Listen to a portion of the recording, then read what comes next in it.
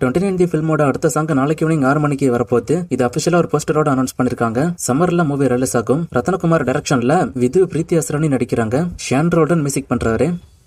கத்தனார் மூவிக்கான teaser இப்ப release ஆயிருக்கு. Teaser பார்க்க நல்லாவே இருக்கு. ஜெயசூர்யா, அனுஷ்கா, சாண்டி, பிரபுதேவா நடிச்சிருக்காங்க. மூவியும் சீக்கிரமே ரிலீஸ் ஆகிட்டோம்.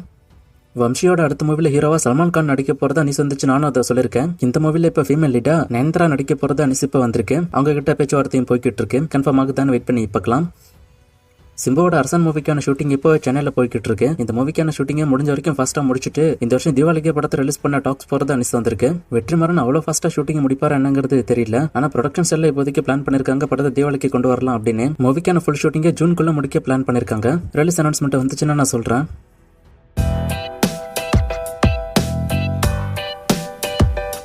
ஜியான் விக்ரம் மூவிக்கான அப்டேட் கேட்டிருக்காரு. விக்ரம் படம் பத்தி இப்போதைக்கு பெருசா எதுவும் அப்டேட் வரல. ஜியான் 63 படத்தை பாடி ராஜ்குமார் டைரக்ஷன் பண்றதை அனௌன்ஸ் பண்ணாங்க. அதுக்கப்புறம் பெருசா ஒன்னும் அப்டேட் வரல. ஆனா சீக்கிரமே அப்டேட் வரப்போறதா நியூஸ் வந்திருக்கு. அப்டேட் வந்துச்சுன்னா நான் சொல்றேன்.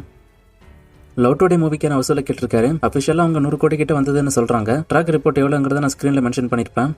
பிரதீப் ரங்கநாதனோட அடுத்த பட டைரக்டர் ஒரு பெரிய தெலுங்கு டைரக்டர் அப்படின்னு சொல்றாங்க. இது உண்மையா அப்படின்னு கேட்டிருக்காரு. இதை பத்தி நான் ஆல்ரெடி அப்டேட் கொடுத்திருக்கேன். டைரக்டர் அண்ட் ப்ரொடியூசர் ரெண்டுமே தெலுங்குங்கிற மாதிரி தான் நியூஸ் வந்திருக்கு. ஆனா இன்னும் அனௌன்ஸ்மெண்ட் விடாம இருக்காங்க. இப்போதைக்கு நெகோசியேஷன்ல இருக்கு. அப்டேட் வந்தா நான் சொல்றேன். ஒரு பெரிய ஆக்டர் சின்ன பட்ஜெட் மூவி நடிக்கும் போது அந்த ஆக்டரோட மார்க்கெட் குறைய வாய்ப்பு இருக்கான்னு கேட்டிருக்காரு. மோஸ்ட்லி பெரிய ஆக்டர் சின்ன பட்ஜெட் மூவிஸ் எல்லாம் பண்ண மாட்டாங்க. பெரிய ஆக்டரோட சம்பளமே ஒரு பெரிய பட்ஜெட்ல தான் போய் நிற்கும். அப்படி இருக்கும்போது அது எப்படி சின்ன பட்ஜெட் படமா இருக்கும்? தனி ஒரு 1-2 அப்டேட் கேட்குறீங்க. ப்ரொடக்ஷன் சைட்ல இதுக்கான அப்டேட் கொடுத்துருக்காங்க. அப்டேட் இப்போதைக்கு இதுக்கு வராது அப்படின்னு. ஸோ அவங்க லேட்டரா தான் அப்டேட் விட போறாங்க. மூவிஸ் எல்லாம் டிவியில் டெலிகாஸ்ட் பண்ணும்போது ஏன் இன்டர்வல் போட மாட்டாங்க, தியேட்டர்ல போடுறாங்க அப்படின்னு கேட்டிருக்காரு. தியேட்டர்ல ஒரு இன்டர்வல் தான், ஆனா டிவியில் போடும்போது நிறைய பிரேக் போடுவாங்க. ஸோ அதனால தான் அவங்க இன்டர்வெல்லாம் தனியா போடுறது இல்லை.